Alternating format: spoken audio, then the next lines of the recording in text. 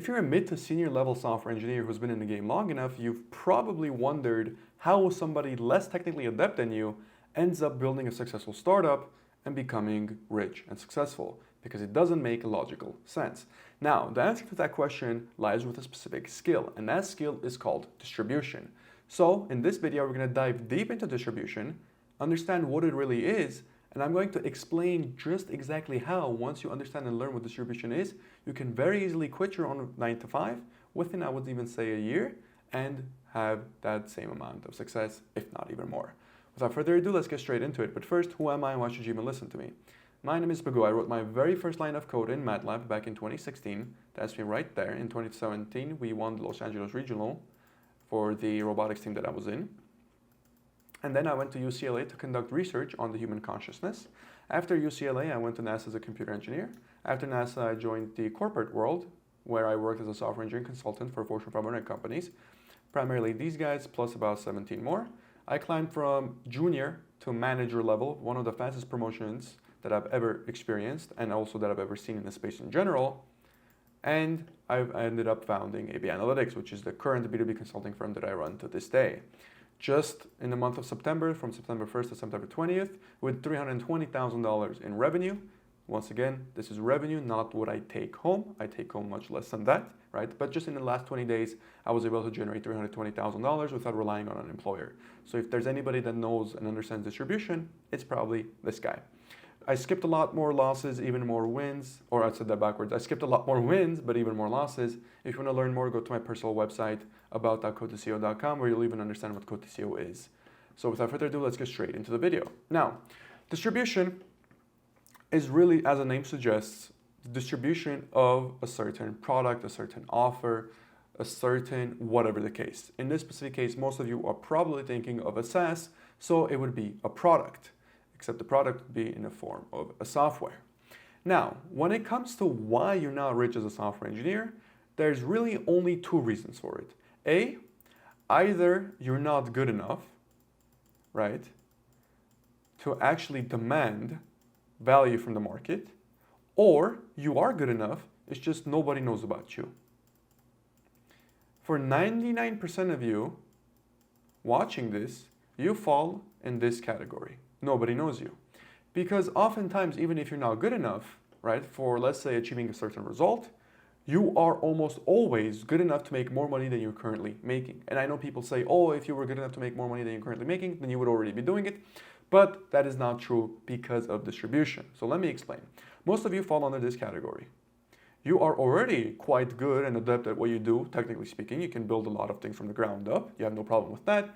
But nobody really knows you. This is most likely why you're currently at a corporate 9 to 5, maybe not making as much money as you want to be making, even though you know that outside of entrepreneurship, there might be a job out there for you that will pay you way more as of right now than the current job that's paying you, right? This is a distribution issue, not your technical skill, nothing else fundamental. This is simply distribution.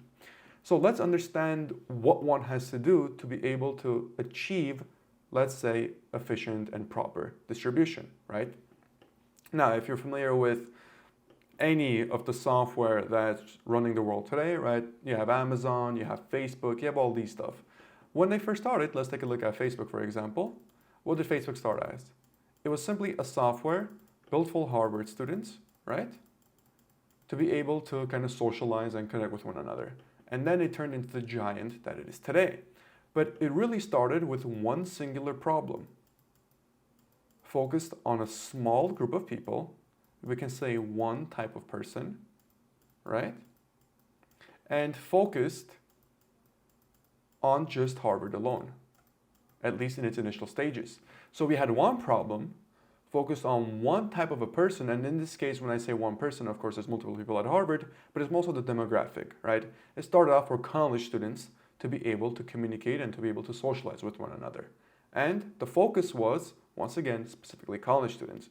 That's initially how it started off. That was the setting sun of Facebook.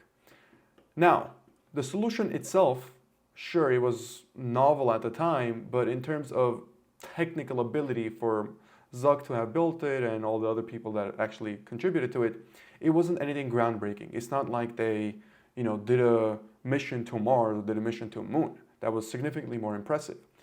What was very impressive for them was the distribution that followed immediately afterwards. Because Zuck had to, first and foremost, distribute the software to the students in Harvard, right? For it to kind of gain traction, and then from there, it spread like wildfire everywhere else because everybody was fascinated by it. This was the birth of social media as we know it. If Zuck had not contributed to any form of distribution, most often than not, Facebook would have died because, once again, initial stages, it does not matter how good your product is. If you don't have customer number one, that customer number one will never refer you to customer number two. So the entire point is for us to be able to get customer number one and make sure our product is good enough where it will warrant a referral to customer number two. But we have to do the heavy lifting for customer number one. So let's talk about how distribution is built. Now, for this specific case, me making about $320,000, at least the firm making about $320,000 in revenue, a good portion of that were through referrals, right? And our existing clients. But a small portion of that was through cold emails. Now, we are tracking the cold email campaign separately with a different Stripe account, so I'll show that in a later videos. But for now, understand that there are multiple forms of distribution, right? You are mainly familiar with cold and warm-based distribution.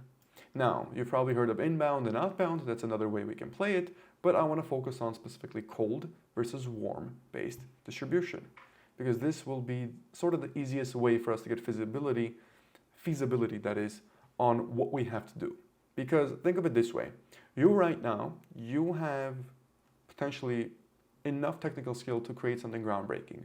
But once again, it doesn't matter even if you have the proper idea, even if you know how to build it, even if you do everything correctly, your product isn't going to sell itself.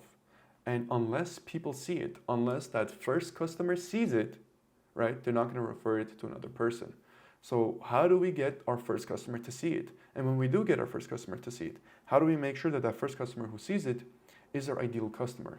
It's the customer that is essentially as good of a fit as one can be to our product or service. So let's talk about that. When it comes to distribution, you have cold or warm channels. Warm channels are those you are familiar with, okay? And people who will know you. So people who know you, or at least your product. Cold are strangers, people who do not know you, or at least not to the same degree as the warm audience. Think of warm as reaching out to a friend or somebody in your network. You can pick up the phone, call them, talk informally, and offer something to them without feeling any type of shame and without feeling any type of repercussion that they might get back to you, right? However, you can't just pick up the phone, call a random stranger, talk informally, and pitch your services, because most often than not, they will probably cuss you out, right? They'll be like, why the hell are you calling me? And what are you trying to sell me? Stop selling me. That is the main difference between cold and warm. Now, most often than not, businesses, at least initially, start off from warm. So the first bits of money that you get come from a warm audience, okay? The reason for this is because most individuals go to where it's comfortable and go to where they're familiar with. Their network, people they know, managers, coworkers, alumni, whatever the case. And most often than not, those individuals become the first people who buy their product or service. So the first bits of revenue that you see come from a warm audience. The key to a business is that a business cannot survive on just warm distribution. Think of it this way. You are going scuba diving and you have an oxygen tank. The current oxygen in your tank is your warm distribution. The longer you stay underwater and more oxygen you breathe in through the hose, right? The less and less oxygen is left in the tank. So your warm capacity, your warm distribution, has a certain cap. It has a limit. There's only so many people you know. There's only so many people that you spend time in building a relationship with that trust you to the extent that a warm audience will, okay? There's only so few people that are familiar with who you are and what you do. As a result, there will come a time where you will have no more revenue. So for a business to succeed, there needs to be a consistent flow of cold distribution. The reason I emphasize this is to showcase that even for those of you who have an amazing network, even for those of you who have all hands on deck that can help you do whatever it is you want to do, in the long term, you cannot only rely on warm people to buy your products or services. You need a system, a distribution system to attract strangers to what it is you're creating, right? Because fundamentally speaking, there is a limit of warm people. Now, of course, there's a limit of strangers in the world too. But what is, let's say, 200 to 500 people in your network versus the 8 billion individuals that are on the planet? Obviously, not all 8 billion are customers, but you get my point. It is millions of times larger than your warm circle. In a sense, it's infinitely many times, right? Because you will never, ever live long enough to be able to outreach to every single person on the planet. And even if you do somehow manage to spend that much money to cover that much ground, then you wouldn't even need to worry about this in the first place because you would already be multi-billionaire, if not a trillionaire already at that point, right? So now we have identified, okay, now we know what distribution is. Now we know what cold distribution is versus warm distribution. We know that initially we might start off with warm distribution, but we do need cold distribution to get our business going. So how is it that you see all these young kids, right? The Cal AI guy, all these Quitter software, like these AI-based software that scale like crazy, Lovable as an example, Cursor as an example, right? How come they scale to, let's say, 0 to 100 million in annually recurring revenue in less than a year? How does that make any sense? It's because they have mastered cold distribution, okay? So maybe they've used the warm distribution to validate their idea, but cold distribution is what has allowed them to thrive and succeed and scale beyond essentially what everybody thought was possible. So let's understand a little bit about cold distribution. For every single one of you watching this, there exists a human being on a planet, right, that will buy whatever it is that you will create. In other words, the best way to explain it is for every single one of you watching this video, there exists certain information in your brain. And this information you might consider useless. But know that out there in the world, the 8 billion individuals that exist, there are at least hundreds, if not thousands of individuals who will find whatever it is you have in your brain useful. In fact, they will find it so useful that you can justify them to pay for it. As to how much, that will completely depend. However, every single person watching this video has a key set of knowledge that can be sold, okay? This knowledge can be tied up in multiple ways, in various ways. Some people turn this into a physical product, some people turn this into a SaaS, some people turn this into an info product, right? Whatever the case, some people turn it into consulting. But for every single one of you watching this, you know something, or you understand something that somebody else out there in the world would pay you right now to be able to solve their problem that they're having a problem with. Once again, if we go back to our distribution, right? Either A, you're not good enough or nobody knows who you are. 99.9% of you, nobody knows who you are. For many of you, you are already good enough to at least do something. If you're a mid to senior level software engineer, I want to emphasize that. So if we understand that there has to exist individuals who do want something that we have in our brain, then the second question comes, okay, what exactly? What exactly do you hold right now? What type of knowledge, what type of expertise do you hold where you can have the most amount of people to pay you the most amount of money with the least amount of friction and headache to you, right? That's the real question. What is that, right? And frankly, nobody can really give you an answer to this question because the universe is so vast. There's so many opportunities in so many different fields and industries. And with the way timing works, you just can't for 100% certain say it's this exact thing at this exact time. You just simply can't, unless you're looking retrospectively. But of course, we can't look retrospectively because we're living in the present and we're planning for the future. So the next best option is instead of what because fundamentally you'd never have a 100% correct answer to that question.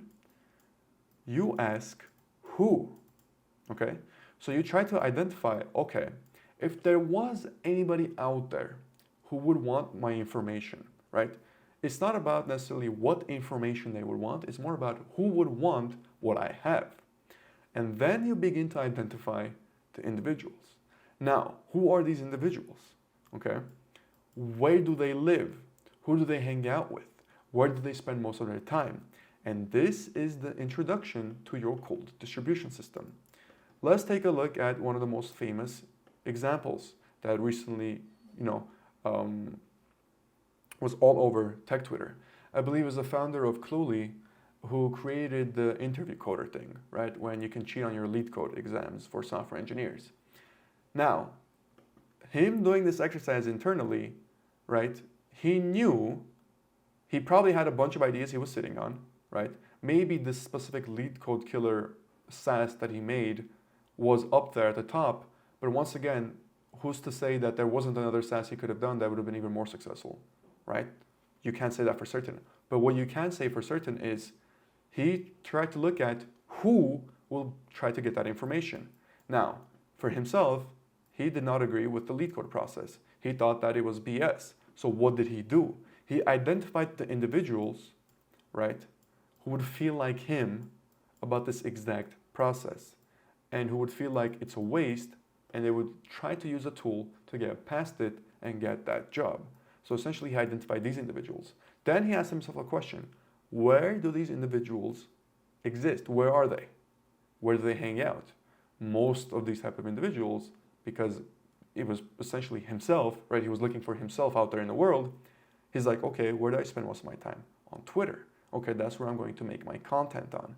And he made very controversial, completely going against the grain type of content, because that's just the type of person he was. And he knew that for anybody that is like him, anybody that has the same exact problem that he's having, will identify and connect with the message that he's saying out there.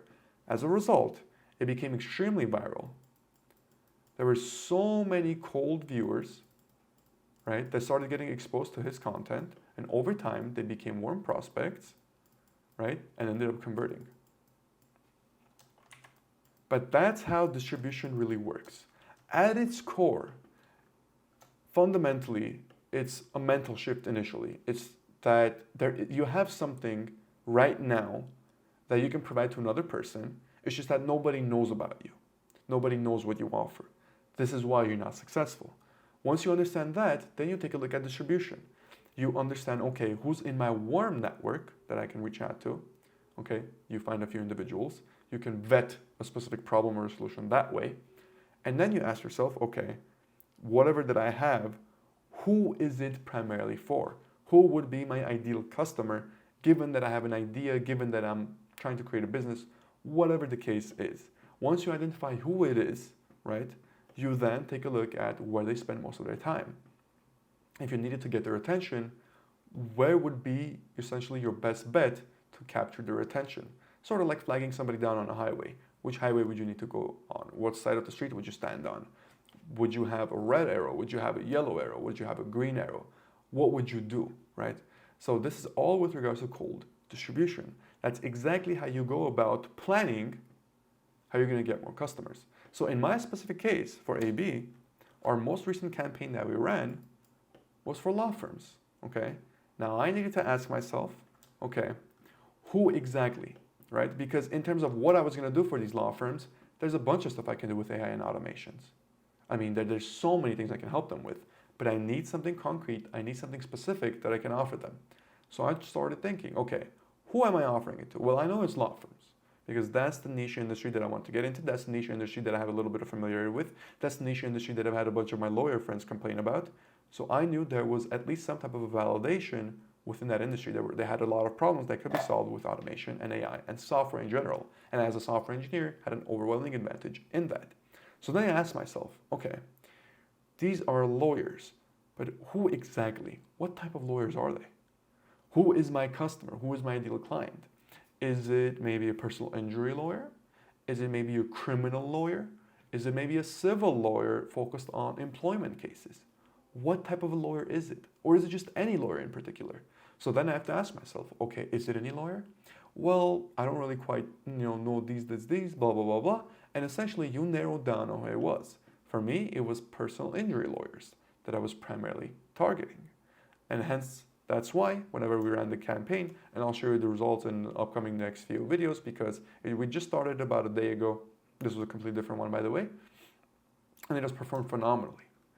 So that's essentially how you go about understanding distribution. Remember, if you're a mid to senior level software engineer, you already have something in you that you can offer to the world. It's just that the world doesn't know about you. That's the only reason you're not where you essentially want to be. Now, don't get me wrong. You might still need to upskill in certain other places, in certain other buckets, marketing, sales, negotiation, communication, to be able to fully utilize your potential. But as of this moment, you are more than capable of at least making more money than you're currently making simply by understanding distribution and knowing how to place yourself out there, knowing how to get the attention of the right people, the who's, by carefully analyzing everything that we just went through. As always, thank you so much for watching. I hope you enjoyed this video. And if you did enjoy it, make sure you like, subscribe, hit the notification bell for tomorrow's video. As always, have a good one.